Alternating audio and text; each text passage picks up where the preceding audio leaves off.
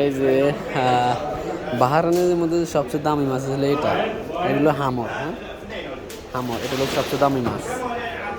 হামর এগুলো কিলো হচ্ছে মানে 4 দিনে 5 দিনের কিলো, শুধু কিলো।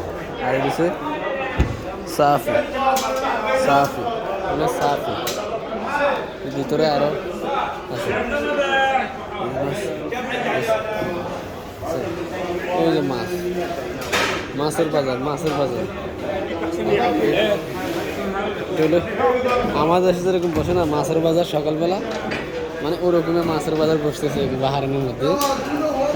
দেখুন মাছের বাজার, হ্যাঁ? মাছের বাজার দেখেন মাছ, মাছ সকালবেলা মাছের অভাব চলতেছে। মাছের মাছের এই তো অনেক বড় একটা মাছ, অনেক বড় মাছ, বড় বড় মাছ। ওই যে হামর, ওই যে হামর, সাফি,